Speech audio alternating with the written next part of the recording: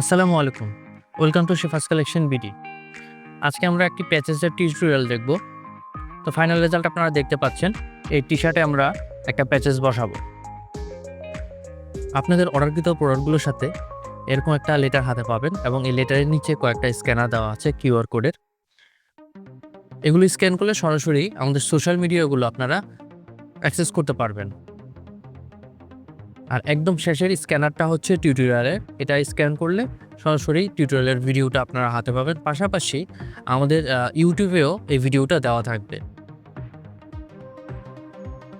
সুতরাং সবাই আমাদের সোশ্যাল মিডিয়াগুলো লাইক এবং ফলো করে রাখবেন, তাহলে নোটিফিকেশন পেয়ে যাবেন। আচ্ছা, এবার আসি আমাদের টিউটোরিয়ালে। তো আজকে আমরা যে প্যাচেসটা বসাবো সেটা হচ্ছে এই ইউএফওটা। এটা আমার খুব পছন্দের একটা প্যাচ। এটা আজকে টি-শার্টে বসাবো। এটা উপরে ব্ল্যাক এবং নিচে একটু কালারফুল। এই টি-শার্টটাতে বসাবো। এটা হালকা কালো না ঠিক, কিন্তু ছাই কালারের। তো এটাতে আজকে বসাবো। টি-শার্টে আপনারা বসাতে পারেন আপনারা শার্ট, প্যান্ট, জিন্সের প্যান্ট, জ্যাকেট, ব্যাগ অথবা ক্যাপ। যে কোনো কিছুতে আপনারা কাস্টম ডিজাইন করতে পারেন। শুধু কাস্টম ডিজাইনের জন্য আমরা প্যাচেস ব্যবহার করি না। আমরা আসলে প্যাচেসগুলো ব্যবহার করি কোনো কিছু ছিঁড়ে গেলে, কোনো আমাদের পছন্দনীয় কোনো কাপড়ের উপরে কালো কালি পড়লে অথবা কোনো কালারফুল কালি পড়লে, নষ্ট হয়ে গেলে, ছিদ্র হয়ে গেলে আমরা এই প্যাচেসগুলো ব্যবহার করি। তো আজকে এই প্যাচেসটা আমরা এখানে বসাবো। প্যাচেসটা বিভিন্নভাবে বসাতে পারেন। আপনারা যে কোনো মানে নিজের ইচ্ছা মতো ডিজাইন করে আপনারা প্যাচেসগুলো ইউজ করতে পারেন।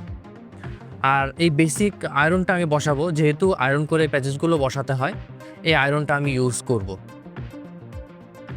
তো প্যাচেসটা বসানোর আগে অবশ্যই যেই কাপড়টার উপরে বা যেই কিছুর উপরে বসান রিঙ্কেল ফ্রি করে নিতে হবে। এই যে এখানে কিছু বাস বয়ে আছে, এই বাসটা আমি ক্লিয়ার করব।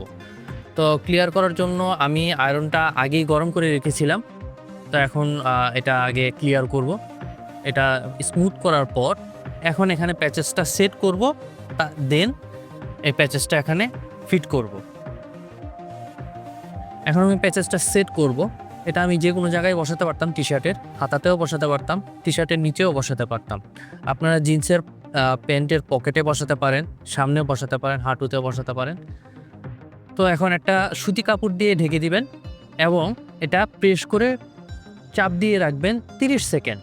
এটা কোনোভাবে মুভ করাবেন না, তাহলে প্যাচেসটা নড়ে চলে যেতে পারে। এটা 30 সেকেন্ড পর এখন আমরা রেজাল্টটা দেখব। কাপড়টা উঠিয়ে ফেলবো, এখন দেখব যে এটা একদম টোটালি সুন্দরভাবে বসে গেছে এবং এটা এমনভাবে বসেছে যে আপনার টি-শার্টটা ছিঁড়ে যাবে, আপনার কাপড় ছিঁড়ে যাবে, কিন্তু এটা কোনোভাবেই উঠবে না। এই প্যাচেস কোনোভাবেই উঠবে না।